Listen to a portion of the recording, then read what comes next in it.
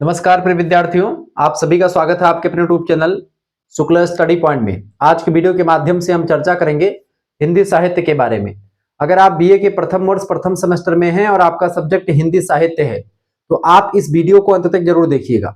मां पाटेश्वरी बलरामपुर विश्वविद्यालय, राम मनोहर लोहिया अवध विश्वविद्यालय, वीर बहादुर सिंह पूर्वांचल, महात्मा गांधी काशी विद्यापीठ, एमजे प्यारू बरेली रोहिलखंड विश्वविद्यालय, इसके अलावा मां विंध्यवासिनी मिर्जापुर का ऑब्जेक्टिव ही होगा, उसके लिए भी मैंने वीडियो लेक्चर्स दे रखा है। को करिकुलर मास्टर हमारा दूसरा चैनल है, उस पर आप वीडियोस देख पा रहे होंगे। यानी सभी यूनिवर्सिटीज से रिलेटेड ये लेक्चर्स होगा आपका, तो आप सभी लोग इस वीडियो को अंत तक जरूर देखिएगा। हिंदी काव्य के बारे में पढ़ना, कुछ विश्वविद्यालयों में हिंदी काव्य बीए के सेकंड सेमेस्टर में भी पढ़ना पड़ता है। तो मैं आपको आज की वीडियो के माध्यम से अति लघु उत्तरीय, लघु उत्तरीय और दीर्घ उत्तरीय प्रश्नों के बारे में बताऊंगा। आपको बता दूं कि ये क्वेश्चंस आपकी परीक्षा के लिए बहुत ही महत्वपूर्ण होंगे, ये बात आप ध्यान रखेंगे। व्याख्या वाले क्वेश्चंस को भी मैंने इसमें रखा है, यानी सारे एक ओवरऑल पूरा क्वेश्चन पेपर होगा। अभी का क्वेश्चन पेपर है, इससे बाहर कुछ नहीं आने वाला है। ये पेपर आपका अभी हुआ है, जस्ट एक दिन पहले का पेपर है, ठीक है। और आपका मां पाटेश्वरी का भी पेपर लगा, उसके लिए महत्वपूर्ण है। बाकी सभी विश्वविद्यालय के लिए इंपॉर्टेंट है, ये बात आप ध्यान रखेंगे।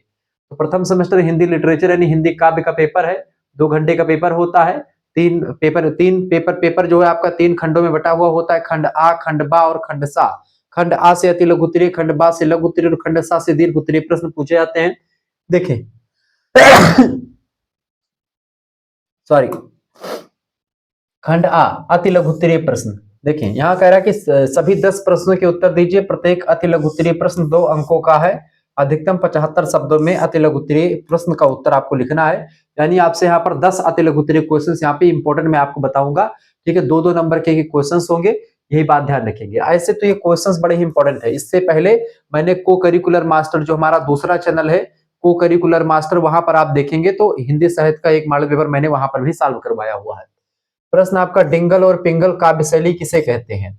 तो डिंगल और पिंगल काव्य शैली किसे कहते हैं बेटा, ये प्रश्न हम चर्चा करेंगे। दूसरा क्वेश्चन आपका आ चुका है। दूसरा प्रश्न, रासो साहित्य से आप क्या समझते हैं? तीसरा प्रश्न पूछा गया है, सूफी काव्यधारा के प्रमुख कवियों और उनकी रचनाओं का नाम उल्लेख कीजिए। मैं सब के बारे में पूरा विस्तार से आपको बताऊंगा। सूफी काव्यधारा जो मलिक मोहम्मद जायसी वाली काव्यधारा है, कुतुबर मंझन, ठीक है, इन सभी की, उनके बारे में, ठीक है। चौथा प्रश्न पूछा गया था, द्विवेदी युगीन प्रमुख कवियों का नाम उल्लेख कीजिए। द्विवेदी युग 1903 ईस्वी से लेकर के 1918 ईस्वी तक का जो समय काल है, या 1900 ईस्वी से लेकर के 1918 तक का, क्योंकि महावीर प्रसाद द्विवेदी जी ने 1903 में सरस्वती पत्रिका का संपादन किया था, इसीलिए उन्हीं के नाम पर जो है द्विवेदी युग कहा जाता है इसको। अगला क्वेश्चन, रीतिबद्ध और रीति सिद्ध काव्य धारा को परिभाषित कीजिए। रीतिबद्ध क्या है और रीति सिद्ध क्या है, ठीक है। रीतिबद्ध में जैसे आपके कौन विद्वान आते हैं, केशवदास आते हैं, ये सब, ठीक है। क्योंकि रीति सिद्ध में कौन आते हैं, बिहारी लाल आते हैं। और रीत मुक्त में कौन आते हैं, आलम, बोधा, घनानंद, ये सब आते हैं। क्लियर। अगला क्वेश्चन है, राम भक्त शाखा या राम भक्त काव्य धारा की प्रमुख विशेषताएं लिखिए, ठीक है, जिसके प्रणेता रहे महाराज तुलसीदास जी गोस्वामी बाबा। अगला क्वेश्चन है, आदिकालीन साहित्य के विभिन्न नामों का वर्णन कीजिए। आदिकाल को अलग अलग विद्वानों ने अलग अलग नामों से पुकारा, जैसे कि आचार्य रामचंद्र शुक्ल जी ने इसको वीर गाथा काल कहा, आचार्य महावीर प्रसाद द्विवेदी जी ने बीज बपन काल कहा, आचार्य हजारी प्रसाद द्विवेदी जी ने इसको आदि काल कहा, राहुल शंकरत्यायन जी ने इसको सिद्ध सामंत काल कहा। इस तरीके से अलग अलग विद्वानों ने, और इसके अलावा चारण काल, डॉक्टर जॉर्ज गिरियर्सन ने इसको चारण काल कहा। ऐसे नाना प्रकार के विद्वानों ने इसको अलग अलग नामों से पुकारा है, सब कुछ आपको बताएंगे। अगला क्वेश्चन आपका, आचार्य केशवदास की प्रमुख रचनाओं का नाम उल्लेख कीजिए। आचार्य केशवदास की प्रमुख रचनाएं देखें, तमाम सारी रचनाओं के बारे में चर्चा करेंगे। आचार्य केशवदास को कठिन काव्य का प्रेत कहा जाता है। रामचंद्रिका इनकी रचना है, उसको छंदों का अजायब घर कहा जाता है, बड़ी फेमस रचना है। 9 नंबर प्रश्न आपसे पूछा गया था, नागार्जुन किस काल के कवि हैं? इसके बारे में चर्चा करेंगे। नागार्जुन की उपाधि है बाबा, ठीक है, ध्यान रखेंगे। अगला क्वेश्चन है, द्विवेदी युगीन प्रमुख रचनाओं के नाम लिखिए। ये सारे प्रश्न आपकी परीक्षा के लिए बहुत ही महत्वपूर्ण है। खंड बा की बात की जाए तो यहाँ पर केवल 2 प्रश्न के उत्तर देने हैं, लघु उत्तरीय प्रश्नों के। 15 अंक का है, 200 शब्दों में उत्तर लिखना है, ठीक है। प्रश्न आपसे पूछा गया, बढ़िया प्रश्न है। प्रश्न है, प्रयोगवादी काव्यधारा की प्रमुख प्रवृत्तियों का 100 उदाहरण वर्णन कीजिए, यानी प्रयोगवादी विचारधारा की विशेषताएं पूछी जा रही है। तीसरा क्वेश्चन आपसे पूछा गया है, भक्ति काल के उदय के कारणों की समीक्षा कीजिए। अगला क्वेश्चन है, संत काव्यधारा की सामाजिक चेतना को रेखांकित कीजिए। और 5वां क्वेश्चन आपका आ चुका है, सूर्यकांत त्रिपाठी निराला की काव्य कला का पठित कविताओं के आधार पर समीक्षा कीजिए। तमाम सारे प्रश्न आपकी परीक्षा के लिए इंपॉर्टेंट हैं, सभी के बारे में पूरा उत्तर मैं आपको बताऊंगा। दीर्घ उत्तरीय प्रश्न आप देखेंगे।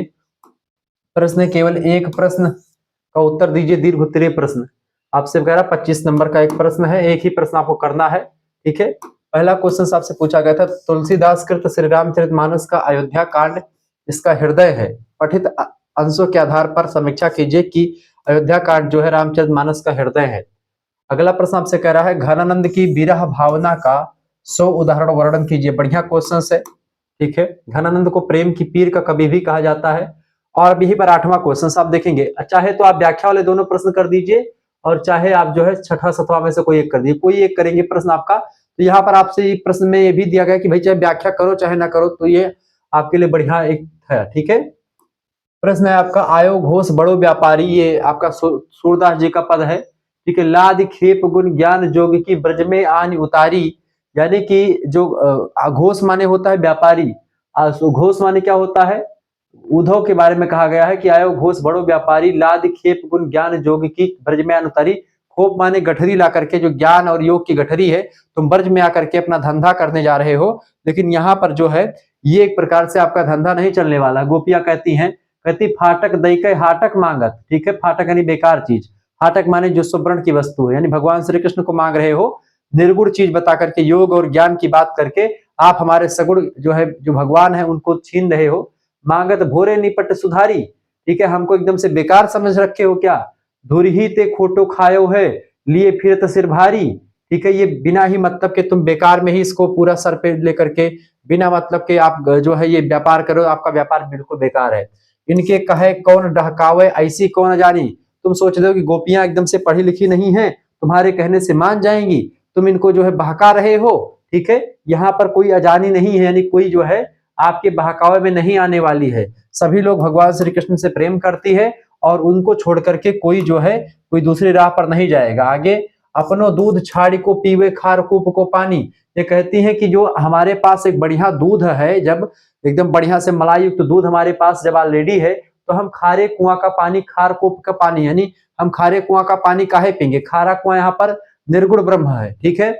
और यहाँ पर दूध क्या है, दूध जो है सगुण ब्रह्म है। यानी जब हमारे पास सगुण साक्षात रस स्वरूपा भगवान श्री कृष्ण हमारे पास हैं, हमने उनके साथ बचपन में खेला है, हमने उनको पकड़ करके अपने घरों में बंद किया है, माखन चुराते हुए देखा है, और ऐसे भगवान को आप कह रहे हो कि भूल जाओ और हम योग करें, साधना करें, त्याग करें, ये सब मेरे ये नहीं है। ये उसी प्रकार जैसे कि कोई व्यक्ति दूध को छोड़, मतलब दूध को पीना छोड़ करके जो है खारे कूप का पानी, यानी कुआं का पानी पिए जो खा रहा है, ठीक है। उधो जाओ समार यहाँ ते बेग गहर जन लावो, यानी यहाँ से आप जो है जाइए जल्दी से जल्दी, और मुंह मांगो पहियो सूरज प्रभु ही आने दिखाओ। अगर मैं आपसे कह रही हूँ, गोपियां वादा करती हैं उद्धव से कि आप यहाँ से चले जाइए और आप जाइए भगवान श्री कृष्ण को एक बार मुझको उनका दर्शन करवा दीजिए, उसके बाद में आप जो कहेंगे मुंह मांगा कीमत आपको मैं दूंगी। गोपियां इस तरीके से उद्धव को वहां से विदा कर देती हैं। यहाँ पर सूरदास जी निर्गुण पर सगुण की विजय प्राप्त करवाते हैं, और इस तरीके से निर्गुण एकदम से धराशाही हो जाता है और सगुण की महत्ता यहाँ पर एकदम से दैवी प्रमाण नक्षत्र के रूप में चमकती रहती है। तो सूरदास जी की पंक्तियां मैं इसलिए यहाँ पर इसको बता दे रहा हूं ताकि जो है आगे चल करके आपको हो सकता है ना बता पाऊं। अगला है आपका, भारती जय विजय, भारती जय विजय करे कनक सस्य कमल धरे, लंका पतदल सतदल गर्ज तोर में सागर जल, धोता सुच चरण युगल। ये आपका जो है अस्तव कर बहु अर्थ भरे, ये आपका जो भारती जय विजय करे ये कविता जो है आपके पाठ्यक्रम में संकलित है, उसी से लिया गया है, ठीक है। ये बात आप ध्यान रखिए। अब हम अति लघु उत्तरीय प्रश्नों का उत्तर देखते हैं, ठीक है, जो प्रश्न आपसे पूछे गए थे। अति लघु उत्तरीय प्रश्नों को बहुत ही बारीकी के साथ मैं आपको बताने का प्रयास करूंगा, बहुत ही इंपॉर्टेंट चीजें आपको समझने मिलेंगी। पहला प्रश्न आपसे क्या पूछा गया था, आप देखें। पहला प्रश्न था, डिंगल और पिंगल काव्य शैली किसे कहते हैं। डिंगल और पिंगल ये आदिकालीन जो साहित्य है, वीर गाथा काल बेसिकली, उसी के एक प्रकार से जो है भाषाओं का नाम है डिंगल और पिंगल शैली। आदिकाल के वीर गाथा काल या वीर गाथा काव्यों में दो प्रमुख शैलियों का जलवा रहा है। दो प्रमुख शैली कौन कौन सी, पहली रही है डिंगल शैली और दूसरी रही है पिंगल शैली। डिंगल शैली क्या होता है कि जब राजस्थान की माटी की बोली, यानी राजस्थानी जो बोली होती है, उसमें अपभ्रंश भाषा का मेल हो जाता है, यानी अपभ्रंश यानी पुरानी हिंदी, अपभ्रंश और राजस्थानी हिंदी दोनों की बोलियां जब मिल जाती हैं, मिली जुली जो भाषा होती है वह भाषा कहलाती है डिंगल भाषा, ठीक है। और जब इसी अपभ्रंश में ब्रज भाषा मिल जाती है तो उसको पिंगल कहते हैं। तो ब्रज भाषा के मेल से पिंगल बनती है और राजस्थानी और ब्रज भाषा, राजस्थानी और अपभ्रंश के मिलने से डिंगल भाषा बनती है। ठीक है, तो राजस्थानी में अपभ्रंश भाषा का मेल होता है तो डिंगल बनती है। यह शैली सुनने में बहुत कठोर और ओजपूर्ण होती है। युद्धों के वर्णन के लिए यह बेस्ट है। उदाहरण के रूप में जैसे पृथ्वीराज रासो के वीर प्रसंग जो होते हैं वो डिंगल शैली में लिखे गए हैं। यानी जब आप बात करते हैं डिंगल शैली की तो यहाँ पर वीरता पूर्वक रचनाएं लिखी गई हैं या वीरता पूर्वक बातें आपको अधिक मात्रा में कहीं सुनी आपको दिखाई पड़ती हैं, क्योंकि डिंगल आपका यही होता है। ठीक है, और बात करें पिंगल की तो पिंगल जो होता है इसके ठीक अलग होता है। ठीक है, पिंगल क्या होगा बेटा, पिंगल की अगर बात की तो पिंगल जो होगा ये ब्रजभाषा और अपभ्रंश का मिला जुला रूप होता है। लिखेंगे जब मधुर ब्रजभाषा में अपभ्रंश का तड़का लगता है तो पिंगल का जन्म होता है, यानी पिंगल भाषा या पिंगल शैली आती है। यह सुनने में कोमल होती है और कर्ण प्रिय यानी कानों को सुनने के योग्य होती है, सुनने में मजा आता है।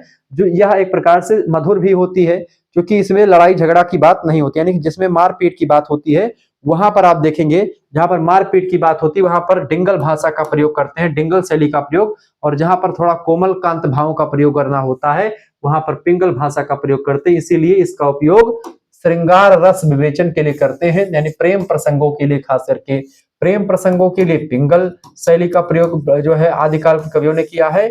और जब युद्धों का वर्णन करते हैं तो डिंगल शैली का प्रयोग करते हैं, जिसमें एक प्रकार से डिंगल में क्या होता है बेटा, डिंगल में अपभ्रंश के साथ साथ, ठीक है, अपभ्रंश के साथ साथ आपको वहां पर डिंगल में क्या मिलेगा, राजस्थानी के बोल आपको मिल जाएंगे। ठीक है, जबकि पिंगल में क्या होता है, अपभ्रंश के साथ साथ यहाँ पर आपको ब्रज भाषा के बोल मिल जाते हैं। ठीक है, अपभ्रंश के साथ साथ। तो इस तरीके से ये होता है आपका डिंगल और पिंगल, आपको समझ में आ गया होगा।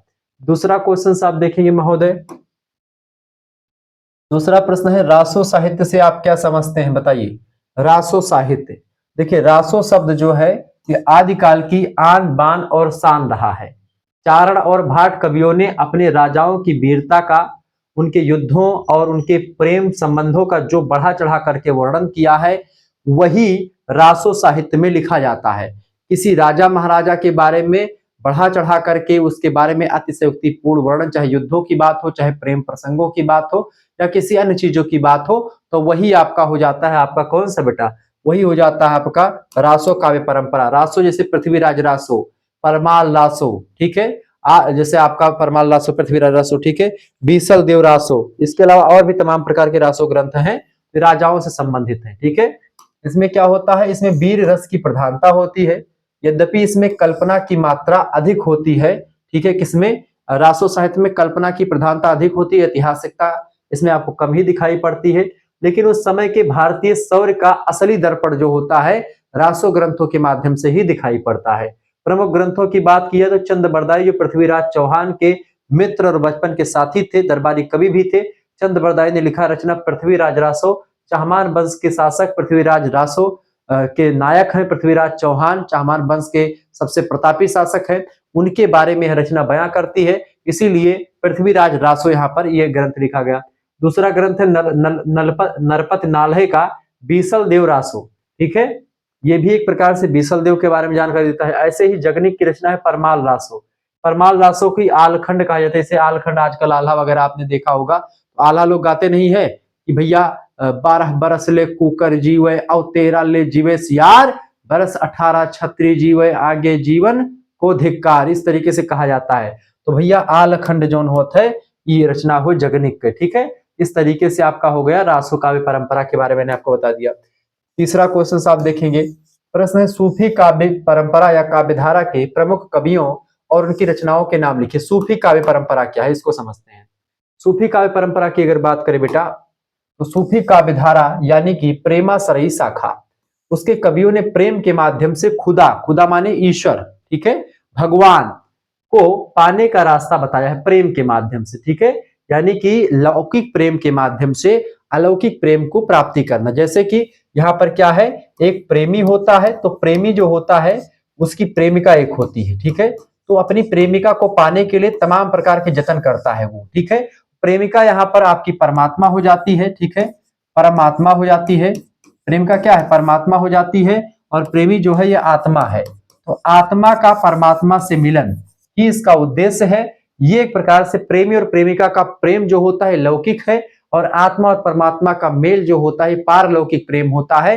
तो प्रेमी और प्रेमिकाओं के मिलन के माध्यम से आत्मा और परमात्मा के मिलन की एक प्रकार से यहाँ पर बातें होती हैं। इसी को बोलते हैं क्या बेटा, इसी को बोलते हैं आप लौकिक प्रेम के माध्यम से अलौकिक प्रेम की प्राप्ति करना। यानी कि प्रेमी प्रेमिका जैसे पद्मावती और रत्नसेन दोनों, रतन सेन जो है पद्मावती की प्राप्ति जब तोता आकर के बताता है, नागमती इनकी पहली पत्नी है। किसकी नागमती पहली पत्नी है? रतन सेन की। ठीक है, रतन सेन की पहली पत्नी है नागमती, और नागमती को छोड़ करके ये जाते हैं पद्मावती के बारे में, जो सिंघल द्वीप की राजकुमारी है, बहुत ही खूबसूरत है, बहुत ही सुंदर है, उनकी सुंदरता पूरे संसार में विश्व विख्यात है। एक तोता है हीरामन नाम का, कुछ नाम का, वो तोता आता है और पृथ्वीराज, इनको क्या नाम है, रतन सेन, राजा रतन सेन को बताता है कि एक रानी है सिंघल द्वीप की राजकुमारी, बड़ी खूबसूरत है। ठीक है, तो इसीलिए वहां पर पंक्ति आती है कि सुआ काल हरिलेगा पीऊ, यानी कि हमारे सुआ एक काल के रूप में आया और मेरे पति को मुझसे हर लेगा। नागमती वियोग वर्णन में जो है बताती है नागमती, एक सुग्गा यानी कि तोता जो है हमारे पति को ले गया मुझसे छीन करके। नागमती भी बड़ी खूबसूरत है, लेकिन पद्मावती जैसे लगता है जब वो चलती हैं, लगता है कि जो है चंद्रमा 14 कलाओं से एकदम से आकर के सामने साक्षात जो है आ रहे हों। ऐसा लगता है कि हजारों कामदेव की एक प्रकार सुंदरता फीकी पड़ जा रही है, माता रति की एक प्रकार सुंदरता उनके समक्ष फीकी पड़ रही है। ऐसी सुंदर है महारानी पद्मावती। ठीक है, उनकी सुंदरता, जब वो मानसरोवर में नहाने के लिए जाती, मानसरोवर खंड आपके पाठ्यक्रम में संकलित है, जब नहाने के लिए आती हैं क्या कि सरोवर तीर पद्मिनी आई और खोपा खोल केस मुकुलाई, यानी कि खोपा ऐसे ऐसे होते, खोपा ऐसे एक डंडा होते, वो कैसे कोचे रहा नहीं मेरे रोए पहले, मतलब कि जो लड़कियां होती थी भैया जब एक कोचे रहा थी वही ऐसे निकारिन तो पूरा बाल एकदम से बिखर गया, और पानी की एकदम से धाराओं में ऐसे ऐसे पूरा बह रहा है। एक सखी दूसरी सखी पर ऐसे पानी उलझार करके जल क्रीड़ाएं कर रही हैं। वह दृश्य जो है जिस तरीके से मलिक मोहम्मद जासी जी ने वर्णन किया, वो सब चीजें देखने लायक है, सुनने लायक है, पढ़ने लायक है।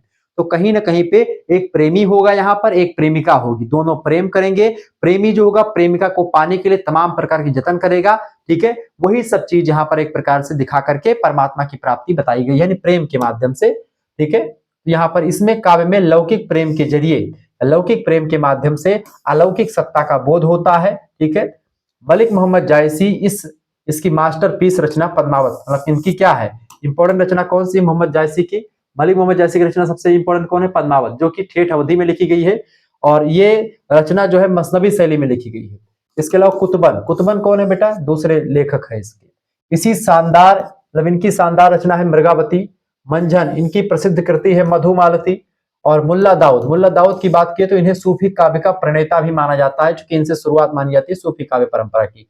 इनकी रचना है चंदायन। ठीक है, इसके अलावा शेख निसार अवधि के बड़े अच्छे विद्वान, शेख निसार की रचना है शेख निसार की रचना एक है क्या? यूसुफ जुलेखा, वो भी प्रेम कहानी ही है।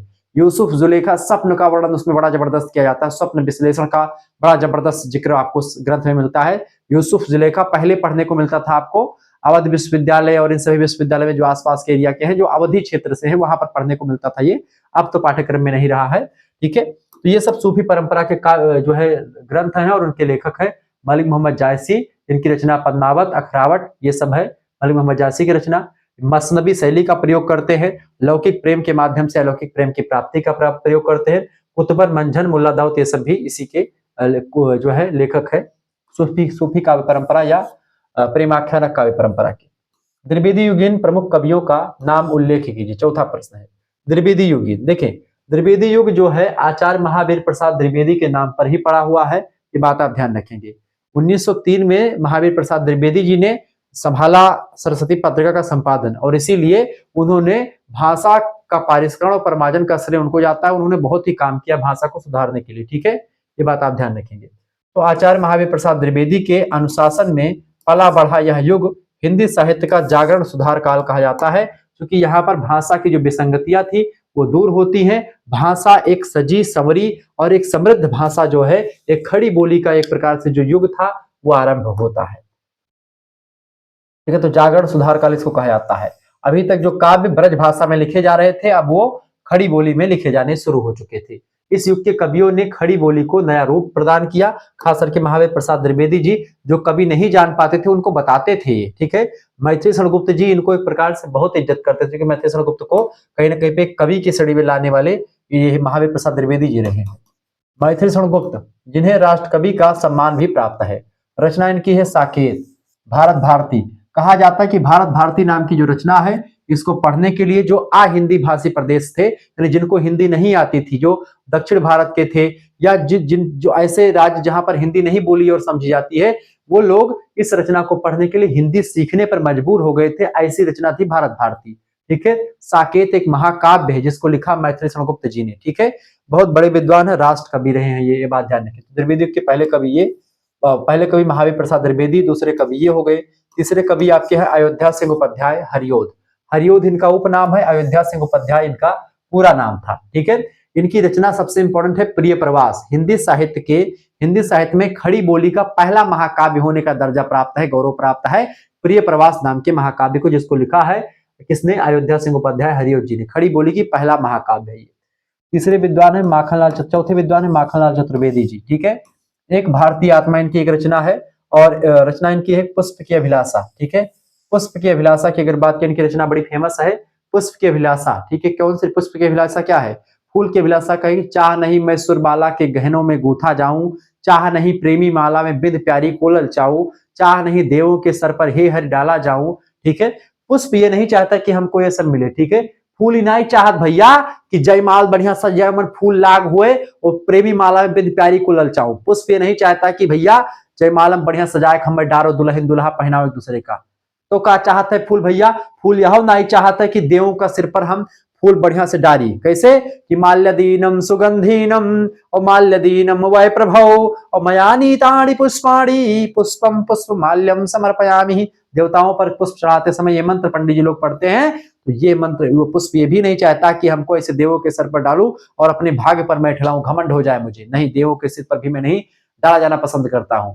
तो भैया, और चाह नहीं मैं सुरबाला के गहनों में गूथा जाऊं। सुरबाला, सुर माने देवी देवता और बाला माने जो स्त्रियां होती हैं देवताओं की, यानी कि अप्सराएं बेसिकली कहें तो। ठीक है, यानी चाह नहीं मैं सुरबाला के गहनों में गूथ, सुरबाला माने अप्सराओं को सुरबाला कहा जाता है। ऐसा नहीं कि उनके गहनों में जो पीछे गजरा लगाती थी जो अप्सराएं होती थी तो सुंदर लगती हैं, जब गजरा लग जाता है स्त्रियां बड़ी खूबसूरत प्रतीत होती हैं, तो वो चीजें जो होती हैं वो भी नहीं चाहता है पुष्प कि मैं सुरबाला के गहनों में गूथा जाऊं। तो भैया चाहत का है? पूछो गुरुजी, तो फुलवा चाहत का है आखिरकार? आप ही बताई दियो, तो हम ना बताई। माखनलाल चतुर्वेदी जी कहत हैं कि फूल ही चाहत है महोदय। का चाहत है भैया? फूल ही चाहत है कि मुझे तोड़ लेना ओ बनमाली और उस पथ पर तुम देना फेंक और मातृभूमि पर शीश चढ़ाने जिस पथ जाए वीर अनेक। यानी कि मुझे तोड़ लेना ओ बनमाली, उस पथ पर उस रास्ते पर तुम फेंक देना जिस पथ जाए वीर अनेक। किसके लिए? मातृभूमि पर शीश चढ़ाने। ठीक है, अपने देश के प्रति न्यौछावर होने वाले व्यक्ति जब जाए तो उन पर शीश चढ़ाने की, जहां पर जाए बलिदान के लिए जाए, युद्ध के लिए जाए, अपने देश को बचाने के लिए, उस मार्ग पर मुझे फेंक देना, मैं उनकी रज यानी कि जो पैरों की धूल होती है उसमें सिमट जाऊंगा। अगले विद्वान हैं श्रीधर पाठक जी, द्विवेदी युग के बढ़िया कवि हैं, प्रकृति चित्रण के लिए माहिर हैं ये बात आप ध्यान रखिएगा। आगे देखते हैं, अगला क्वेश्चन आपका आ चुका है। प्रश्न, रीतिबद्ध और रीति सिद्ध काव्य धारा को परिभाषित कीजिए। देखिए, रीति काल के कवियों को उनकी काव्य कला के आधार पर बांटा गया है और इसे 3 भागों में बांटा गया है, रीतिबद्ध, रीति सिद्ध और रीति मुक्त। ठीक है, लेकिन पूछा गया रीतिबद्ध और रीति सिद्ध दोनों के बारे में बताते हैं। रीतिबद्ध कवि ये वे कवि या वे टीचर टाइप कवि होते थे जिन्होंने पहले कविता के नियम यानी लक्षण ग्रंथ लिखे और फिर उन पर उदाहरण लिखे, जैसे कि केशवदास, चिंतामणि। इन्होंने पांडित्य प्रदर्शन के को महत्व दिया। कहने का मतलब यह है कि ये वे कवि हैं जिन्होंने लक्षण ग्रंथों को लिखा, जिसमें अलंकार, रस, छंद इससे बाहर नहीं लिखते हैं। नक्सिक वर्णन, स्त्रियों के रूप लावण्य का वर्णन करते हैं। ठीक है, स्त्रियों के अंग प्रत्यंग का वर्णन बड़े जबरदस्त तरीके से आपको मिलेगा। ठीक है, रसिक कवि या ऐसे एकदम विद्वता प्रदर्शित करने वाले कवि हैं। इसीलिए केशवदास को कठिन काव्य का प्रेत भी कहा जाता है। इनकी रचना रामचंद्रिका को छंदों का अजायब घर भी कहा जाता है, क्योंकि इतना अधिक छंद का प्रयोग केशवदास कर दिए हैं उस रचना में, लगता है कि जानबूझ करके किया गया है। ये सब विद्वान कवि हैं, यानी कि जो रीति सिद्ध कवि है विद्वान कवि हैं। ये रीति यानी रस छंद अलंकार वाले ग्रंथों को खूब लिखते हैं। रीति सिद्ध कवियों की बात की जाए तो ये वे स्मार्ट कवि होते हैं, रीति सिद्ध कवि, जिन्होंने कोई नियम की किताब तो नहीं लिखी, लेकिन सारे नियम इनको पता है। उनकी हर कविता में काव्य शास्त्र के नियम कूट कूट कर भरे थे। इसके एकमात्र सुपरस्टार रहे हैं बिहारी लाल जी। उनकी बिहारी सस्सई इसका प्रमाण रही है, ये बात आप ध्यान रखें। यानी बिहारी लाल की अगर बात करें बेटा, तो बिहारी लाल जो है ये एक प्रकार से एक ऐसे कवि हैं, एक ऐसे लेखक है, एकमात्र कवि जो है रीति सिद्ध परंपरा के हैं वो बिहारी लाल है। इनकी एकमात्र रचना है बिहारी सस्सई। उसकी अगर बात है बिहारी सस्सई की, तो वो एक ही रचना है, दुनिया का एकमात्र ऐसा कवि जिसने एक रचना लिख करके और हिंदी साहित्य नहीं बल्कि विश्व के साहित्य में अपना स्थान जो है कहीं ना कहीं पे पुरजोर या स्थान अपना जो है कर लेता है, स्थापित कर लेता है। वो कवि है बिहारी लाल। गागर में सागर भरने वाला कवि कहा जाता है इनको। इन्होंने कम शब्दों में बहुत बड़ी बड़ी बातें बोल दी है। कैसे, क्या क्या कहता है ये कि सतसैया के दो हरे और जो नावक के तीर और देखन मा छोटे लगे घाव करे गंभीर। ठीक है, यानी इनके दोहा जो है छोटे छोटे रहते हैं, लेकिन बहुत ज्यादा एक प्रकार से अर्थ उसके बताते हैं। जैसे कि पहला दोहा बिहारी सस्सई का आप देखते हैं कि क्या है जातन की जो है राधा, क्या है उसमें राधा जी की वंदना की है उन्होंने, जातन की झाई परे श्याम हरित दुति होय। ठीक है, ये ठीक है। तो बिहारी सस्सई का दोहा आप देखते, कहत नटत रीझत खिजत मिलत खिलत लज्जियात, भरे भुवन में करत है नयन नहीं सौबात, ऐसे चरण धरत चिंता करत नींद न भावत शोर। ठीक है, सुवर्ण को खोजत फिरत कवि व्यभिचारी चोर। तो कहीं ना कहीं पे इनकी रचनाओं को पढ़ेंगे तो मजा आ जाएगा। ये ऐसे कवि बिहारी लाल, ठीक है, रीति सिद्ध परंपरा के हैं। और तीसरे कवि है रीति मुक्त परंपरा की, जो रीति वगैरह कुछ ध्यान ही नहीं देते हैं, उसका कोई मतलब रीति ग्रंथ से कुछ भी नहीं लिखते, रीति ग्रंथ नहीं लिखते हैं। ठीक है, ये लोग मुक्त छंद में रचना, मतलब कि मुक्त होकर के रीतियों से खुल करके रचना लिखते हैं, इसलिए उनको मुक्त कवि कहते हैं, रीति मुक्त कवि। जैसे आलम हो गए, बोधा हो गए, घनानंद हो गए। ठीक है, ये सब हो गए। अगला क्वेश्चन आपका आ चुका है, छठा नंबर प्रश्न है, राम भक्ति काव्य धारा की प्रमुख विशेषताएं लिखिए। राम भक्ति काव्य धारा, राम भक्ति काव्य धारा की बात की तो जो है हिंदी साहित्य के स्वर्ण युग यानी भक्ति काल की एक प्रसिद्ध काव्य धारा रही है, जिसके प्रणेता रहे हैं भगवान श्री राम के अनन्य भक्त गोस्वामी बाबा तुलसीदास। इस धारा के केंद्र में मर्यादा पुरुषोत्तम भगवान श्री राम जी हैं। उनको एक प्रकार से जो दशरथ पुत्र राम है उनकी पूजा की गई है। यहाँ पर मर्यादा और आदर्श के प्रतीक है भगवान श्री राम। उनके जैसा कोई एक प्रकार से व्यक्ति नहीं हुआ पूरे संसार में भगवान श्री राम जैसा। आदर्श पुरुष है, आदर्श पति है, आदर्श पिता है, आदर्श पुत्र हैं, और आदर्श एक प्रकार से मर्यादा का प्रयोग करते हैं। हर चीज में एक प्रकार से उनके सब कुछ अच्छा ही करते हैं।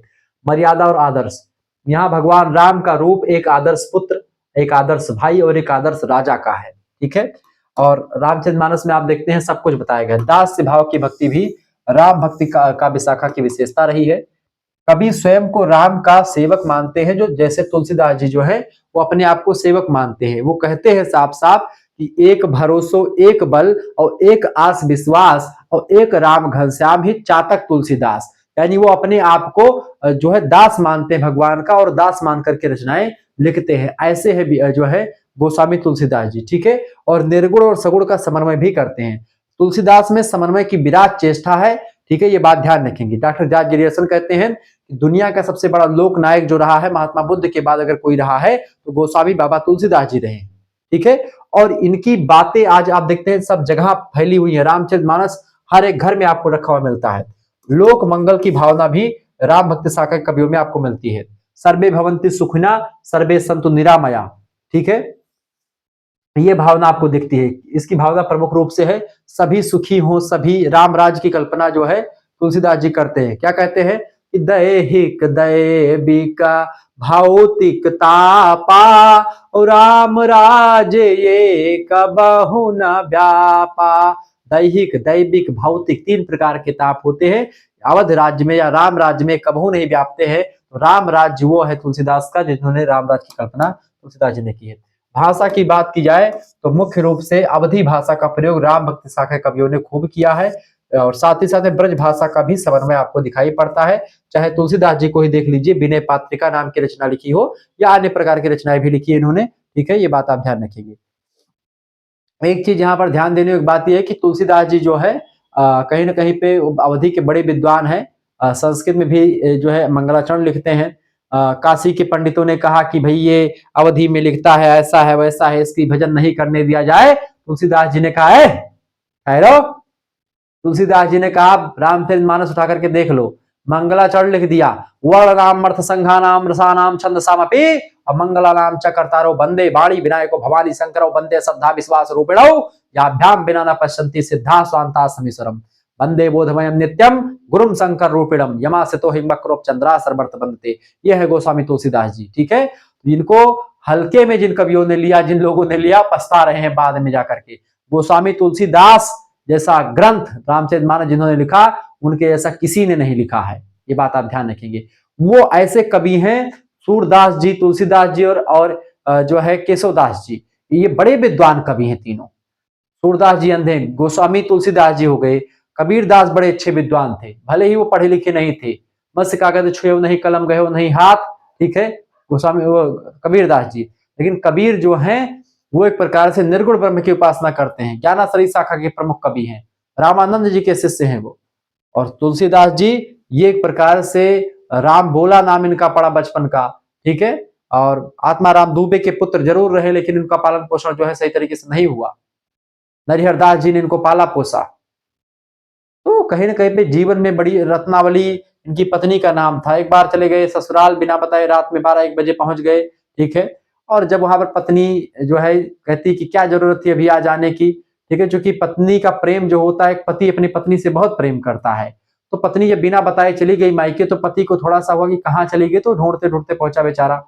तो जब तुलसीदास जी पहुंचे जाकर के वहां पर, तो इनका जो है उन्होंने कहा कि हाड़ मांस में देह ममता में ऐसी प्रीत, मतलब हुआ होगा जो बातचीत हुई होगी। फिर उन्होंने एक ही पंक्तियां कही कि हाड़ मांस में देह ममता में ऐसी प्रीत, यानी हाड़ मांस का शरीर बना हो, इसमें इतना प्रेम तुम मुझसे करते हो कि रात में चले आए, रात दिन नहीं सोचा तुमको। ठीक है, तुलसीदास जी ने उसी समय संन्यास का घोषणा कर दिया और आकर के फिर रामचरितमानस लिखना शुरू कर दिया, तमाम सारे ग्रंथ लिख डाले। वो है गोस्वामी जी। तो समन्वय की विराट चेष्टा है, निर्गुण सगुण का समन्वय करते हैं, नारायण का समन्वय करते हैं, सब कुछ आप देखते हैं तुलसीदास जी में आपको दिखाई पड़ता है। ऐसे कवि है गोस्वामी तुलसीदास। आगे देखते हैं, अगला प्रश्न आपका आ चुका, आदिकालीन साहित्य के विभिन्न नामों का वर्णन कीजिए। देखिए, आदिकाल की बात की जाए, नामकरण हिंदी साहित्य का सबसे बड़ा कंफ्यूज वाला काल रहा है, सबसे कंफ्यूजन का विषय, क्योंकि अलग अलग विद्वानों ने इसको अलग अलग नामों से पुकारा है, अलग अलग विद्वानों ने इसे अपनी दृष्टि से अलग अलग नाम दिया है। जैसे कि आदिकाल को, आदिकाल नाम जो है हजारी प्रसाद द्विवेदी ने दिया, सबसे ज्यादा मान्य जो है आदिकाल ही नाम फेमस है। दूसरे नंबर पर आते हैं आचार्य रामचंद्र शुक्ल जी। आचार्य रामचंद्र शुक्ल जी ने वीर गाथा काल कहा, वीरता की रचनाओं के कारण से, चूंकि इनमें तमाम पृथ्वीराज रासो से लेकर के तमाम ग्रंथ लिखे गए, जो 12 रचनाएं मिली उनमें से अधिकतर रचनाएं जो थी वो वीरता पूर्वक थी, इसलिए इन्होंने कहा। सिद्ध सावंत काल राहुल शंकरत्यायन जी ने कहा, महापंडित राहुल शंकरत्यायन जी ने। बीज बपन काल कहा था किसने, महावीर प्रसाद द्विवेदी जी ने। और चरण काल कहा था जॉर्ज ग्रियर्सन ने। ये बात आप ध्यान रखेंगे। आगे देखते हैं, अगला प्रश्न आपका आ चुका है, आचार्य केशवदास की प्रमुख रचनाओं का नाम उल्लेख कीजिए। आचार्य केशवदास की प्रमुख रचनाएं। देखिए, आचार्य केशवदास की बात की जाए तो कठिन काव्य का प्रेत इनको कहा जाता है, क्योंकि इनकी भाषा बहुत क्लिष्ट थी। भाषा क्लिष्ट के साथ साथ रस छंद अलंकार भी जबरदस्त लिखते हैं। पांडित्य प्रदर्शन के कवियों में, रचनाओं में आपको खूब दिखेगा। रामचंद्रिका जो पहली रचना इनकी है, उसको छंदों का अजायब घर कहा जाता है, क्योंकि इसमें खूब ज्यादा छंदों का प्रयोग किया गया है। दूसरी की रचना है कवि प्रिया, अलंकार निरूपण के लिए जानी जाती है रचना। अलंकार के बारे में, अलंकार क्या है, अलंकार के बारे में पूरा विस्तार से जानकारी इसमें है। तीसरी है आपकी रसिक प्रिया, रस का विवेचन करने के लिए रचना लिखी है इन्होंने केशवदास जी ने। इसीलिए देखिए, रस अलंकार इन सभी का विषय पर रचना लिखी है इन्होंने। ये कवि होते हैं, इन्हीं को रीति सिद्ध कवि, रीतिबद्ध कवि कहते हैं। चौथे रचना है विज्ञान गीता, आध्यात्मिक विषय पर लिखा है इन्होंने। रतन बावनी लिखा है, वीर रस की रचना है ये रतन बावनी। ये सब रचनाएं किसकी हैं, ये सब रचनाएं केशवदास की ही हैं। रामचंद्रिका, कवि प्रिया, रसिक प्रिया, विज्ञान गीता और रतन बावनी। ठीक है, अगला क्वेश्चन आपका आ चुका, नागार्जुन किस काल के कवि हैं। नागार्जुन किस काल के कवि भैया, बाबा नागार्जुन आधुनिक काल की प्रगतिवादी विचारधारा के सबसे धाकड़ कवि हैं। उन्हें आधुनिक कबीर भी कहा जाता है, जन कवि भी कहा जाता है बाबा नागार्जुन को। ठीक है, वे सीधे जनता के मुद्दों पर, किसानों और मजदूरों के हक में लिखते हैं। उनका असली नाम था बैजनाथ मिश्र। ठीक है, बैद्यनाथ मिश्र उनका असली नाम था, लेकिन उनको आधुनिक कबीर या जन कवि और बाबा नागार्जुन जैसे तमाम नामों से इनको पुकारा जाता है, ध्यान रखिएगा। अगला क्वेश्चन आपका आ चुका है, तो प्रगतिवाद के कवि थे त्रिवेदी योगी, अगला क्वेश्चन 9वां नंबर प्रश्न है, द्विवेदी युगीन प्रमुख रचनाओं के नाम लिखिए। द्विवेदी युगीन प्रमुख रचनाओं के नाम लिखिए भाई फटाफट से।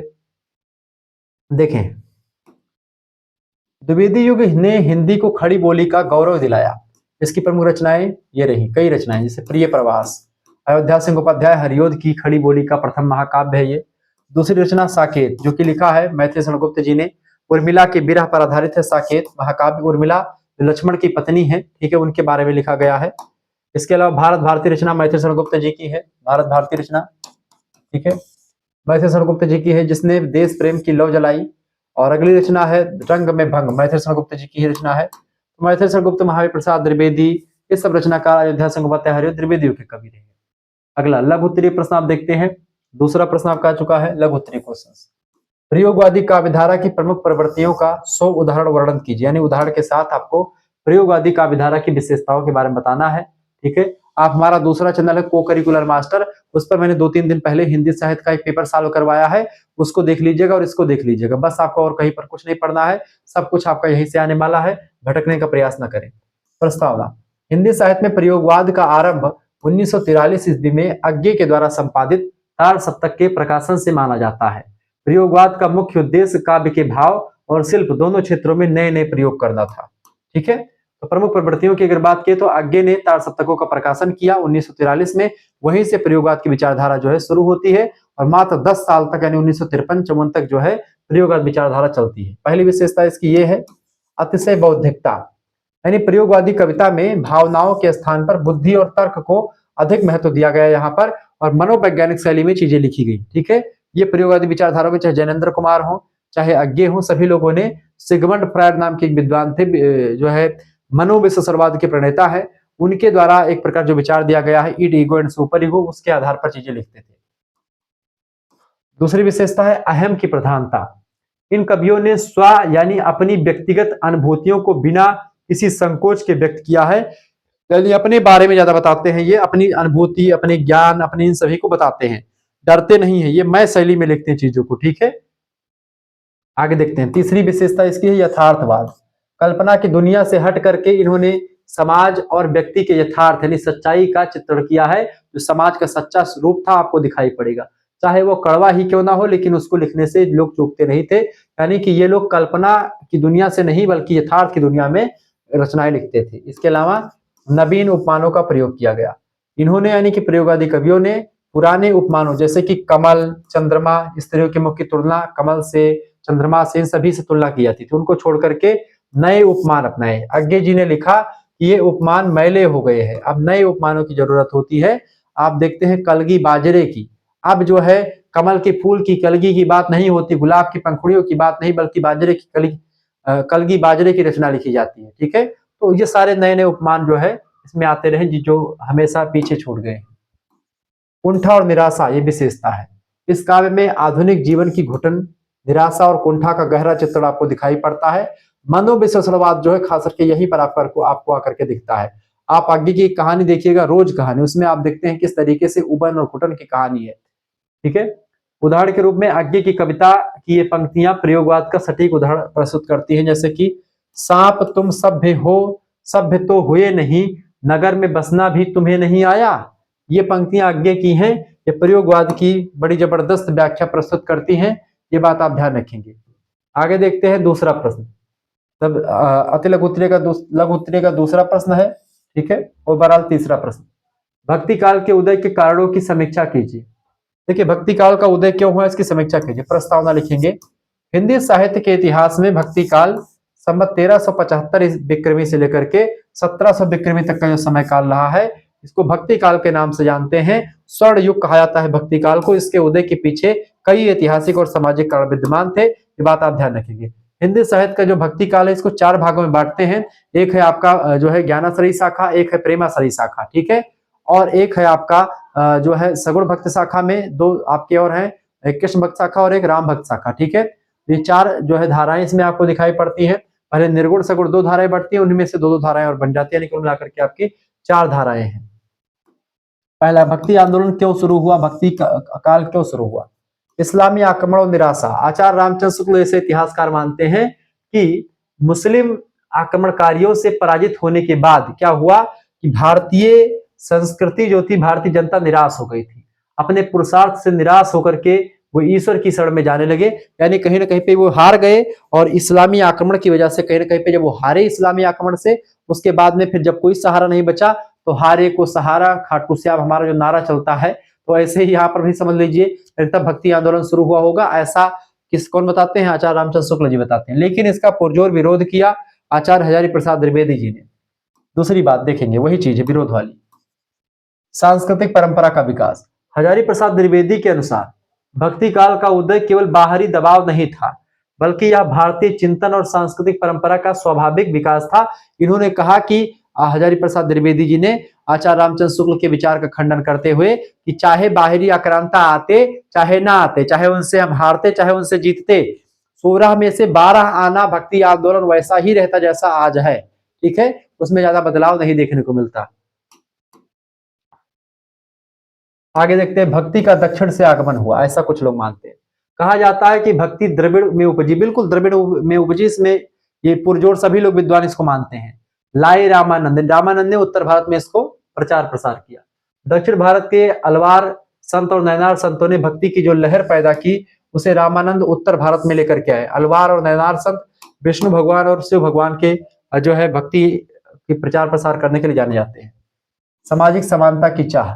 तत्कालीन समाज में व्याप्त छुआछूत और जाति पात के भेदभाव से दुखी जनता एक ऐसे मार्ग की तलाश में थी जहां सब समान हो।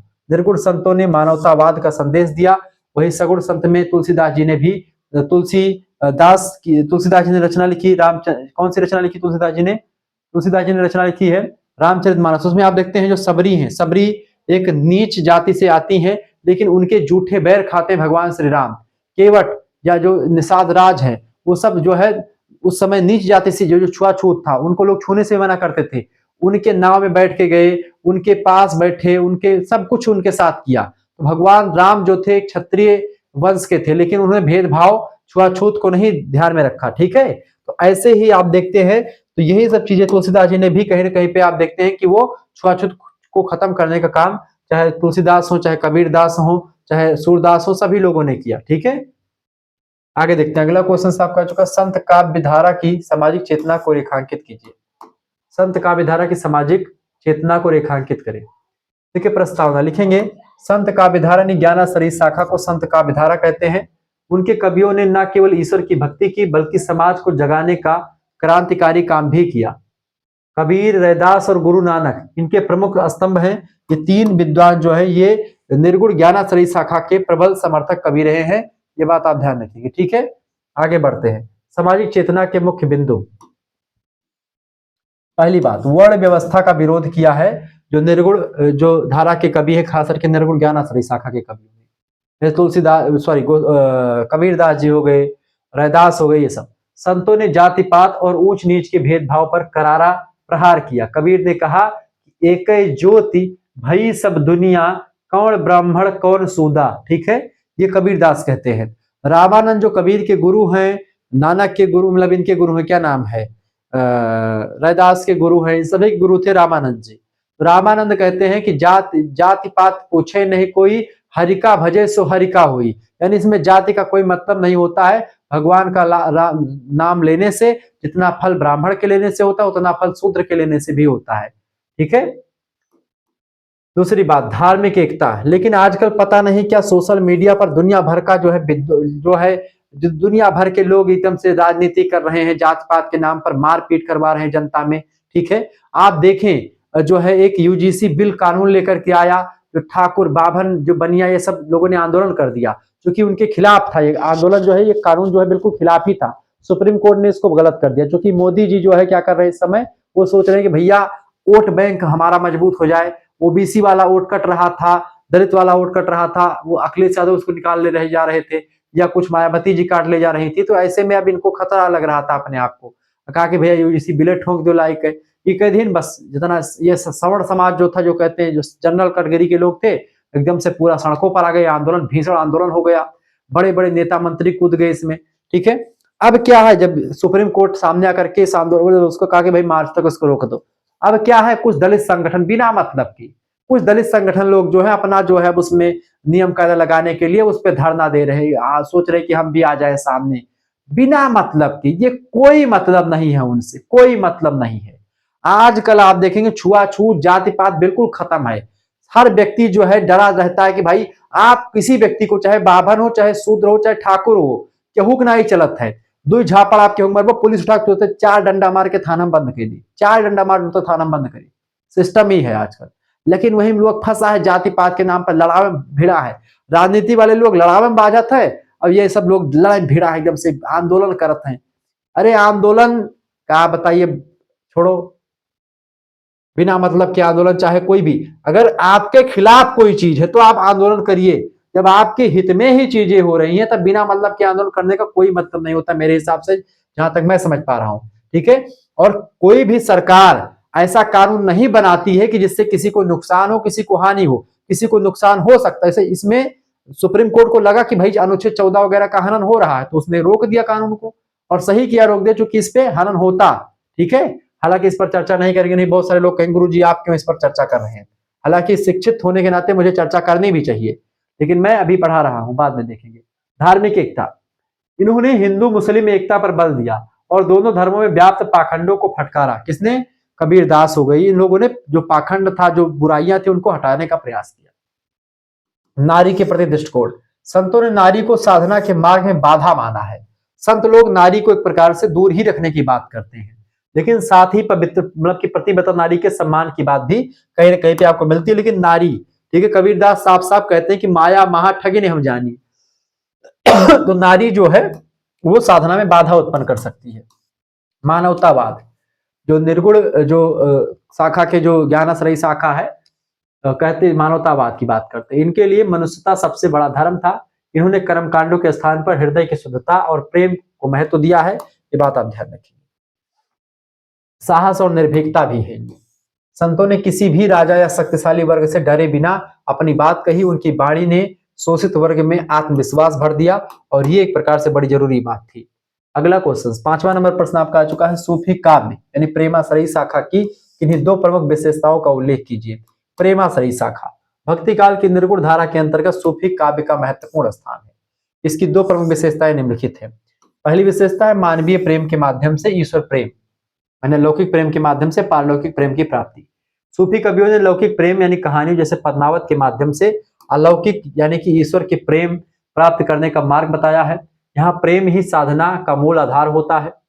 दूसरी बात है मसनबी शैली का प्रयोग। दूसरी विशेषता, सूफी काव्य प्रायः फारसी की मसनबी शैली में लिखे गए हैं, जिनमें ईश वंदना यानी ईश्वर की वंदना, पैगंबर की स्तुति और तत्कालीन शासक की प्रशंसा की जाती है। ठीक है, कवियों ने अधिकांशतः अवधी भाषा का प्रयोग किया है, मसनबी शैली का प्रयोग किया है। मलिक मोहम्मद जायसी इसके सबसे बड़े कवि माने जाते हैं। ठीक है, खंड सा दीर्घ उत्तरीय प्रश्न की अगर बात की जाए, Shukla study point special selection, जो क्वेश्चंस कुछ रखे गए हैं देखिए। प्रश्न आपका, तुलसीदास के श्री रामचरितमानस का अयोध्या कांड इसका हृदय है, पठित अंशों के आधार पर समीक्षा कीजिए। बढ़िया प्रश्न है, बिल्कुल। अयोध्या कांड जो है सबसे, अयोध्या कांड कितना है? दूसरा कांड है। रामचरितमानस में 7 कांड है। ठीक है, पहला कांड है बाल कांड, दूसरा अयोध्या कांड, तीसरा अरण्य कांड, चौथा किष्किंधा कांड, 5वां सुंदर कांड, 6वां लंका कांड, और 7वां जो है आपका उत्तर कांड या ज्ञान कांड के नाम से जानते हैं। लंका कांड को युद्ध कांड भी कहते हैं। प्रस्तावना, गोस्वामी तुलसीदास रचित श्री रामचरितमानस विश्व साहित्य की एक अनुपम कृति है। इसमें 7 कांड हैं, जिनमें अयोध्या कांड को मानस का हृदय स्थल कहा गया है, द हार्ट ऑफ मानस। रामचरितमानस का अयोध्या कांड को क्या कहा? मानस का हृदय स्थल है, रामचरितमानस का हृदय स्थल है। जहां बाल कांड में उल्लास है, वही अयोध्या कांड मानवीय संवेदनाओं, संबंधों और नीति का चरम उत्कर्ष आपको अयोध्या कांड में आपको दिखाई पड़ता है। ठीक है, समीक्षा के मुख्य बिंदु की अगर बात की तो पहला बिंदु लिखेंगे मानवीय संबंधों का आदर्श। इस कांड में पिता पुत्र का संबंध आपको दिखेगा, दशरथ और राम के बीच के जो एक प्रकार से प्रेम है आपको अयोध्या कांड में मिलेगा। भाई भाई का प्रेम दिखेगा, राम और भरत का प्रेम आपको दिखता है। पति पत्नी का प्रेम, राम और सीता का प्रेम आपको दिखता है। इनके संबंधों की उच्चतम पराकाष्ठा देखने को मिलती है। राम का सहज भाव से राज्य त्यागना और भरत का खड़ाऊ लेकर के शासन करना त्याग का बेजोड़ उदाहरण है। ऐसा त्याग दुनिया के और किसी साहित्य में और किसी भगवान परंपरा में आपको नहीं देखने को मिलता है। भरत का आत्मग्लानि और प्रेम, अयोध्या कांड का सबसे भावुक पक्ष भरत का चरित्र है। अपनी माता कैकेयी के द्वारा मांगे गए वरदान से वे अत्यंत दुखी होते हैं और राम को वापस लाने के लिए चित्रकूट जाते हैं।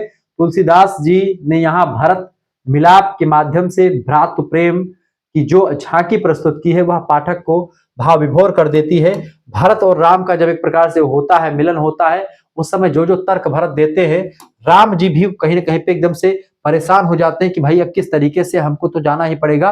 फिर जाकर के शरण में जाते हैं वशिष्ठ जी के। वशिष्ठ जी फिर समझाते हैं। नीति और राजनीति का संगम, दशरथ का वचन पालन, राम का धर्म संकट और भरत की त्यागपूर्ण राजनीति यह सिखाती है कि सत्ता से बड़ा कर्तव्य होता है। चित्रकूट सभा में वशिष्ठ और राम के संवाद नीति शास्त्र के अनुपम उदाहरण है।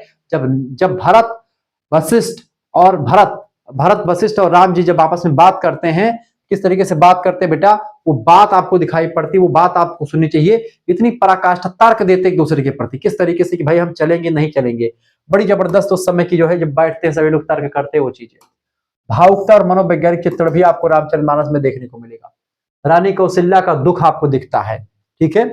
वो ये नहीं कहती कैसे कि तुमने हमारे जो है पुत्र के लिए ऐसा वरदान क्यों मांगा। दशरथ जी को परेशान नहीं करती, क्योंकि दशरथ जी वैसे परेशान है, ठीक है। कैकेयी माता एकदम से कष्ट, कैकेयी जो है कोप भवन गौन्यो कैकेयी, जटाजूट उर्बाहु विशाला नेत्र लाल भ्रकुटी विकराला, एकदम से बार बार खोल करके आंखें लाल लाल माता जो है कैकेयी की। और जब राजा दशरथ जाते हैं उनको मनाने के लिए, क्या बात है, उन्होंने कहा कि 2 वरदान आपने मुझे दिया था देवासुर संग्राम में, उसको मुझे दे दीजिए।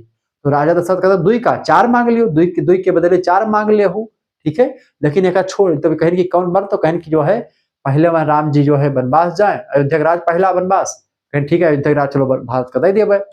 लेकिन दूसरे में राम जी का 14 साल के वनवास। अब यही पर राजा दशरथ जो है परेशान हो गए, ये दिक्कत हो गई यहीं पर। तो वही चीज है। तो भावुकता और मनोवैज्ञानिक चित्रण, रानी कौशल्या का दुख, दशरथ का वियोग और प्रजा का विलाप। प्रजा भी राम जी के जाने से बड़ी दुखी है, क्योंकि राम जी को बहुत प्रेम करती थी पूरी प्रजा, ठीक है। ये बात आप ध्यान रखेंगे।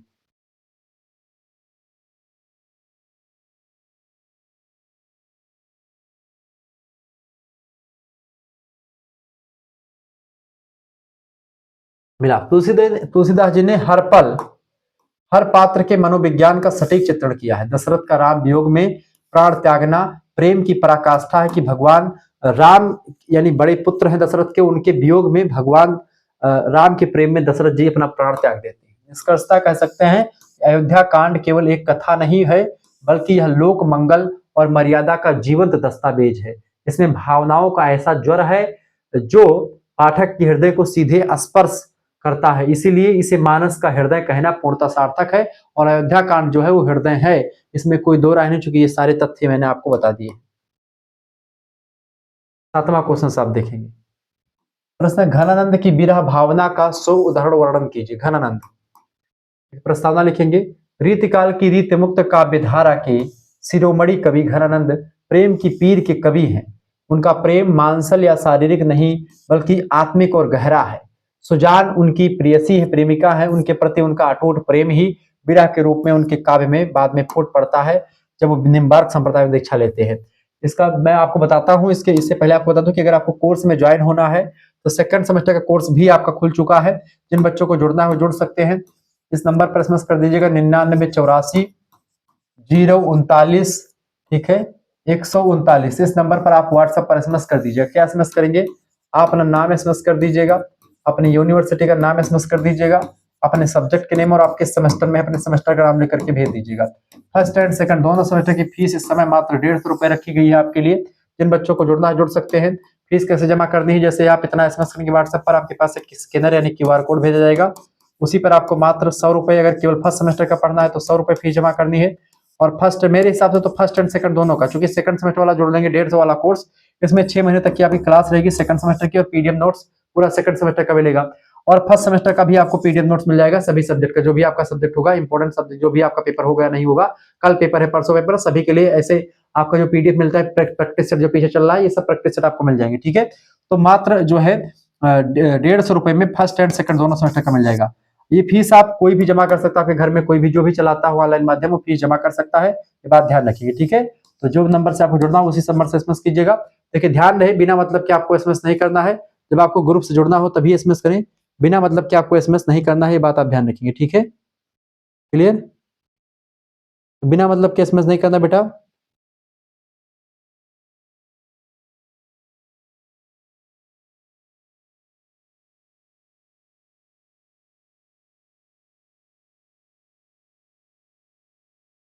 एक मिनट रुकिए, आप इस नंबर पर एसएमएस कीजिए और जुड़ जाइए, देर ना करें, चूंकि आप देखते हैं कि एक सब्जेक्ट नहीं बल्कि इसमें आपका सभी सब्जेक्ट का नोट्स मिल जाएगा, ठीक है। इसके अलावा पीडीएफ नोट्स और साथ ही साथ में आपका सेकंड सेमेस्टर का क्लास भी मिल जाएगा। 6 महीने तक आपस में जुड़े रहेंगे सेकंड सेमेस्टर में। तो 150 वाला फीस जमा कर दीजिए और तुरंत जुड़िए। ये फीस आप किसी दूसरे से भी जमा करवा सकते हैं, बात भी आप ध्यान रखिएगा, ठीक है। अब आगे चलिए, तुरंत एसएमएस कर दीजिएगा व्हाट्सएप पे इस नंबर पर, और बिना मतलब के एसएमएस नहीं करना, जब आपको जुड़ना हो तभी एसएमएस करें। तो घर आनंद की विरह भावना की विशेषताएं हम चर्चा करने वाले थे। उनकी विरह भावना का 100 उदाहरण व्याख्या, आइए देखते हैं। पहली, पीड़ा की गहराई आपको इनमें खूब दिखेगी, क्योंकि घनानंद जो है बेटा, ये एक प्रकार से प्रेम की पीर का कवि कहे जाते हैं, क्योंकि सुजान नाम की वेश्या थी, उनसे प्रेम करते थे, मोहम्मद शाह रंगीले के दरबार में रहा करते थे, ठीक है। तो सुजान से अनबनी हुई, जो सुजान को चलने के लिए बोलते हैं, मोहम्मद शाह रंगीले से थोड़ा सा मनमुटाव हो जाता है, तो कहते हैं कि चलो मेरे साथ, तो वो जाने से मना कर देती है सुजान इनके साथ, इसीलिए थोड़ा सा दिक्कत हो जाती है और ये अकेले चले जाते हैं। फिर जाते हैं, फिर उसी समय जो है निम्बार्क संप्रदाय में दीक्षा लेते हैं, उसके बाद में शादी वगैरह नहीं करते हैं, स्त्रियों से दूर ही रहते हैं, ठीक है। पीड़ा की गहराई, घनानंद, देखिए घनानंद का नाम लिखते ही यहाँ पर दिल टूटा टूटा आ गया। घनानंद का विरह बाहरी प्रदर्शन का विषय नहीं है, बल्कि यह अंतर मन की तड़प है। वे अपनी विरह दशा को किसी दूसरे के माध्यम से नहीं, बल्कि स्वयं भोगते हैं और उसको कविताओं के माध्यम से, उसको रचनाओं के माध्यम से बयां करते हैं। उदाहरण के रूप में, अति शोधो स्नेह को मार्ग है, जहां नेक सयानप बाक नहीं। ये रचना, ये पंक्तियां उन्हीं की ही हैं और उनकी पीड़ा की गहराई को ये पंक्तियां दिखाती हैं। अगला क्वेश्चन से, चातक और मछली किससे तुलना। जिस प्रकार मछली जल के बिना नहीं रह सकती, वैसे ही व्याकुलता घनानंद की सुजान के बिना होती है। जब दो प्रेमी और प्रेमिका होते हैं और एक दूसरे से घनिष्ठ प्रेम करते हैं, तो वो एक दूसरे के बिना नहीं रह पाते हैं, तड़पते हैं, जैसे मछली जल के बिना नहीं रह पाती, ऐसे ही, ठीक है। पर घनानंद की मछली तो मर जाती है, लेकिन उनकी विरह अग्नि उन्हें तड़प तपाती रहती है। मछली उनकी चूंकि चली गई है, जो सुजान है, लेकिन अब क्या है, उनको पास विरह विरह ही बची। उदाहरण के रूप में, मीन मृगी चकोर कहा, बिचारे इन्हीं की कहावत हीन है, ठीक है। तो ये सब उदाहरण आप लिख सकते हैं। अंतरदशा का चित्रण, घनानंद ने विरह में मन की विभिन्न दशाओं जैसे मूर्छा, व्याकुलता और उद्विग्नता का बहुत सूक्ष्म वर्णन किया है। उनकी आंखों से आंसुओं की वर्षा निरंतर होती रहती है, ठीक है। प्रेम के प्रति उपालंब यानी शिकायत, प्रेम के प्रेसी के प्रति, अपनी प्रेसी के प्रति उपालंब यानी शिकायत भी है। वे अपनी सुजान को निष्ठुर और कठोर हृदय कहते हैं, कहते कि वो एक प्रकार से मेरे प्यार को नहीं समझ पाई, वो निष्ठुर है, उसका प्रेम जो है सच्चा नहीं है। प्रेम तो सच्चा, लेकिन वह अपने दिल पर पत्थर रख करके वहां से नहीं आई। जो प्रेम तो करती है, पर विरह की आग में तड़पने तड़पने के लिए अकेला मुझे छोड़ देती है, ऐसा कहते हैं। निष्कर्षतः हम कह सकते हैं कि घनानंद का विरह साक्षात रस मूर्ति है। उन्होंने विरह को एक साधन बना दिया है। उनके काव्य को पढ़ करके ऐसा लगता है कि मानो शब्द स्वयं रो रहे हों।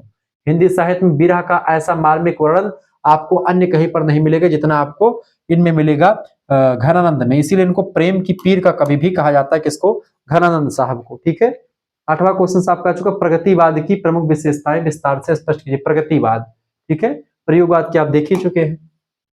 प्रस्तावना, छायावाद की अतिशय कल्पनाशीलता के विरुद्ध जो काव्य धारा यथार्थ की ठोस जमीन पर खड़ी हुई, उसे प्रगतिवाद 1936 से 1944 तक की जो विशेष धारा रही है, वो प्रगतिवाद के नाम से जानी जाती है। मार्क्सवाद की विचारधारा जो है से प्रभावित थी ये रचना, मतलब कि ये जो प्रगतिवाद है मार्क्सवादी विचारधारा पर केंद्रित रहा है। पहली विशेषता है शोषकों के प्रति घृणा। प्रगतिवादी कवियों ने पूंजीपतियों और जमींदारों को समाज का शत्रु माना और उनके विरुद्ध आवाज उठाई। दूसरी विशेषता है शोषितों के प्रति सहानुभूति। जो शोषक वर्ग है, जो दबाने का प्रयास करता है निम्न वर्ग को, उसके प्रति आक्रोश का भाव है, उसके प्रति घृणा है। जबकि जिनका शोषण हो रहा है उनके प्रति सहानुभूति है। किसान, मजदूर और गरीब वर्ग के प्रति इन कवियों के मन में अगाध प्रेम है। निराला की वह तोड़ती पत्थर, इसका श्रेष्ठ उदाहरण, वह तोड़ती पत्थर आप कविता पढ़े, वह तोड़ती पत्थर इलाहाबाद के पथ पर, ठीक है। वो एक प्रकार से उसका जो है क्या, श्याम तन भर बंधा यौवन नित नयन, ठीक है, जो है नित नयन कर्म रत मन और वो लिए गुरु हथौड़ा हाथ करती, बार बार प्रहार, एक हथौड़ा ली हुई है, बड़े शिलाखंड को तोड़ने का प्रयास करती है। धर्म और ईश्वर का विरोध भी आपको यहाँ पर दिखता है प्रगतिवादी विचारधारा में। ये कभी धर्म को अफीम मानते हैं। जो मनुष्य को भाग्यवादी बनाता है वे कर्म और संघर्ष में विश्वास रखते हैं। कार्ल मार्क्स जो है विद्वान वर्ग संघर्ष की विचारधारा देता है, उसी ने कहा था कि धर्म जनता के लिए अफीम है। उसी सिद्धांत पर ये लोग भी काम करते हैं, धर्म को एक प्रकार से उतना महत्व नहीं देते हैं। नारी का यथार्थ चित्रण भी करते हैं। यहाँ नारी कोई अप्सरा या कल्पना की देवी नहीं, बल्कि वह खेतों और कारखानों में संघर्ष करती श्रमजीवी नारी का वर्णन किया गया है। इससे पहले जो है कविताओं में नारी को बस केवल एकदम से नाजुक कली के रूप में दिखाया जाता था। अब की नारी एकदम से फावड़ा चलाने वाली, कुदाल चलाने वाली, गुरु हथौड़ा हाथ करती, बार बार प्रहार, मजदूरिन जो मजदूरी करने वाली औरत है उसके बारे में भी लिखने का काम प्रगतिवादी कवियों ने किया। सहज और सरल भाषा, अपनी बात को जन जन तक पहुंचाने के लिए इन कवियों ने अलंकार विहीन, यानी अलंकार को मारो गोली वो सब हट गया, सीधी सपाट भाषा का प्रयोग करना इन लोगों ने शुरू कर दिया। निष्कर्षतः प्रगतिवाद ने हिंदी कविता को महलों से निकाल करके झोपड़ियों तक पहुंचा दिया और उसे समाज की वास्तविक समस्याओं से जोड़ा, जो है हिंदी साहित्य जगत को। ये है आपकी विशेषता। आगे देखते हैं, 9वां नंबर प्रश्न आपका आ चुका है। प्रश्न है, विद्यापति के काव्य में व्यक्त श्रृंगार भावना के संदर्भ में अपने विचार प्रस्तुत कीजिए। देखिए, मैथिल कोकिल कहे जाते हैं विद्यापति। भक्ति और श्रृंगार के संधि स्थल के कवि हैं ये। भक्ति और श्रृंगार को मिला जुला करके अपने कविताओं में बयां करते हैं। उनकी पदावली में राधा और कृष्ण के माध्यम से प्रेम व्यक्त हुआ है, वह अद्भुत प्रेम है। राधा की वंदना आपके पाठ्यक्रम में कविता संकलित है, वो बड़ी जबरदस्त कविता है, ठीक है, ये बात आप ध्यान रखेंगे। श्रृंगार भावना का विश्लेषण, संयोग श्रृंगार, विद्यापति ने राधा कृष्ण के मिलन, उनके रूप सौंदर्य और प्रथम भेंट का बहुत ही मादक चित्रण प्रस्तुत किया है। उनके काव्य में विलासिता और सौंदर्य की सजीवता आपको दिखाई पड़ती है। वियोग श्रृंगार की अगर बात करें बेटा, तो मिलन के साथ साथ विद्यापति ने विरह की व्याकुलता का भी मर्मस्पर्शी वर्णन किया है। कृष्ण के मथुरा चले जाने पर राधा की विरह दशा को उन्होंने वह संधि के माध्यम से उकेरा है। तो कहीं ना कहीं पे आप देखते हैं कि विरह और भक्ति दोनों आपको यहाँ पर दिखाई पड़ते हैं, श्रृंगार और भक्ति भी दिखाई पड़ती है। देह का सौंदर्य, विद्यापति के यहाँ प्रेम आध्यात्मिक कम और शारीरिक अधिक जान पड़ता है, क्योंकि यहाँ पर आध्यात्मिक प्रेम की बात नहीं बल्कि शारीरिक प्रेम दिखाया गया है। यानी एक स्त्री के रूप का वर्णन जो है आपको देह का सौंदर्य दिखाने का काम उन्होंने नायिका के अंगों के सौंदर्य का विस्तार से वर्णन किया है। किसने? कवि विद्यापति जी ने, ठीक है। विद्यापति संस्कृत में, अपभ्रंश में और जो है मैथिली में भी रचनाएं लिखते हैं। निष्कर्षतः हम कह सकते हैं कि विद्यापति को कुछ विद्वान भक्त मानते हैं तो कुछ श्रृंगारी कवि मानते हैं, लेकिन उनकी रचनाओं का गहरा अध्ययन यह बताता है कि उनका मन श्रृंगार के रंगों में अधिक रमा है।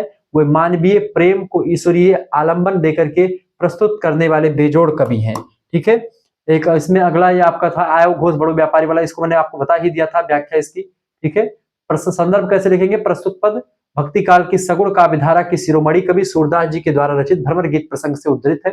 प्रसंग लिखेंगे, जब उद्धव जी श्री कृष्ण को संदेश लेकर के गोपियों के पास भेजते हैं तो उन्हें ज्ञान व योग का मार्ग अपनाने की सलाह देते हैं। तब गोपियां व्यंग यानी कटाक्ष करते हुए उन्हें एक व्यापारी बनाती हैं और उनका एकदम से जो है इनके ज्ञान को बेकार कर देती है, इनका ज्ञान धरा का धरा रह जाता है। व्याख्या में गोपियां कहती हैं, क्या कहती है कि आज हमारे इस अहीर यानी घोष की बस्ती में, अहीर माने घोष, आयो घोष बड़ो व्यापारी, ठीक है, एक बहुत बड़ा व्यापारी यानी उद्धव आया है। यह व्यापारी अपने साथ निर्गुण ज्ञान और योग की भारी पोटली खेप लाद करके लाया है। उसने इसे सीधे हमारे ब्रज में लान उतारी, लाद ज्ञान योग खोप की गठरी ब्रज में आन उतारी, ठीक है। गोपियां व्यंग करती है कि यह व्यापारी कितना मूर्ख है जो हमसे फाटक यानी भूसा या व्यर्थ की सामान को देकर के बदले में हाटक यानी सोना श्री कृष्ण का प्रेम मांग रहा है। वह हमें भोली भाली समझ करके हमको ठगना चाहता है। पूरी पंक्तियों का मतलब मैंने शुरुआत में समझा रखा है। गोपियां कहती कि उद्धव जी, आपने तो शुरू से ही जो है घाटा खाया है, तभी तो आप इस ज्ञान के भारी बोझ को सिर पर लादे फिर रहे हैं और कोई खरीदार नहीं मिल रहा, क्योंकि आप पहले से घाटे में चल रहे हो और हम लोगों को उसका घाटा फिर से देना चाहते हो। अंत में सूरदास जी कहते गोपियां केवल एक ही शर्त पर तैयार है कि यदि उद्धव उनके प्रभु श्री कृष्ण के दर्शन करा दे तो गोपियां सब कुछ देने के लिए तैयार है। विशेष लिख दीजिए, गोपियों की वाक्पटुता और व्यंग का सुंदर चित्रण है।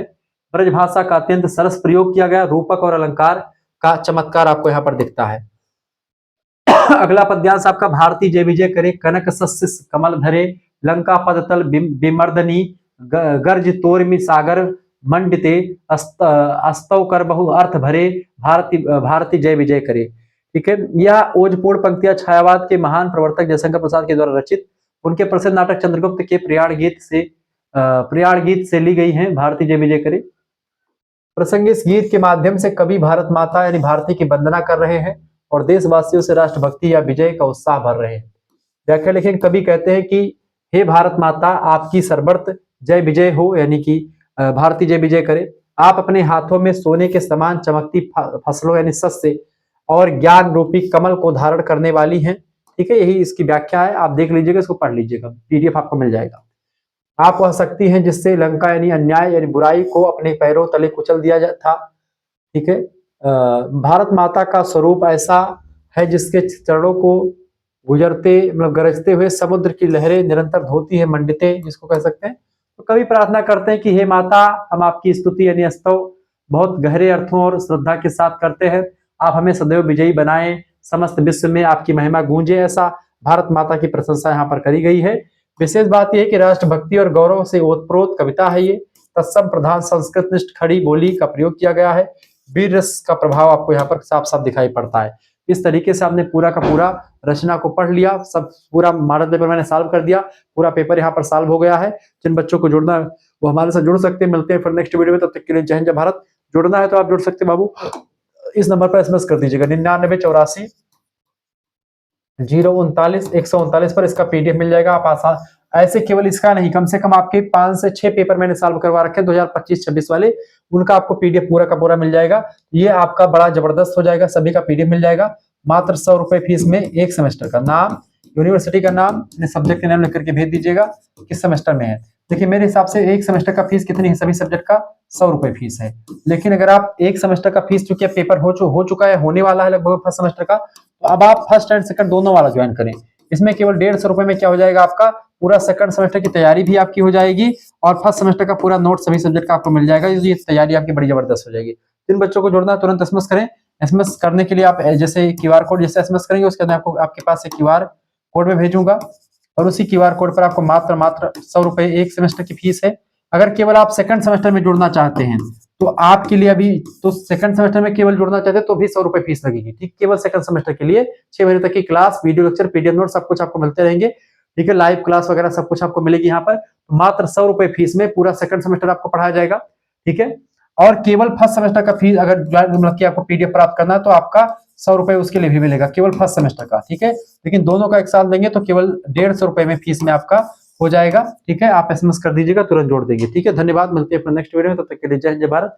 आप सभी का बहुत बहुत धन्यवाद हमारे साथ जुड़ने के लिए। इसी प्रकार से प्यार दुलार हमेशा बना रखें। वीडियो को लाइक और चैनल पर नए तो सब्सक्राइब कर दीजिएगा। बहुत बहुत धन्यवाद। को करिकुलर मास्टर चैनल को भी सब्सक्राइब कर दीजिएगा। बीए करिकुलर हमारा दूसरा चैनल है, उसको भी सब्सक्राइब कर दीजिएगा। इस नंबर पर व्हाट्सएप पर एसएमएस तभी करें जब आपको जुड़ना हो, बिना मतलब के एसएमएस प्लीज नहीं करना है आपको। ठीक है, बहुत बहुत धन्यवाद। ऐसे ही अपना प्यार दुलार हमेशा बना रखेंगे। को करिकुलर मास्टर चैनल पर 2-3 दिन पहले मैंने हिंदी साहित्य का एक पेपर और सॉल्व करवाया हुआ है, वह भी वीडियो अवेलेबल है, उसको भी देख लीजिएगा। बहुत बहुत धन्यवाद आप सभी।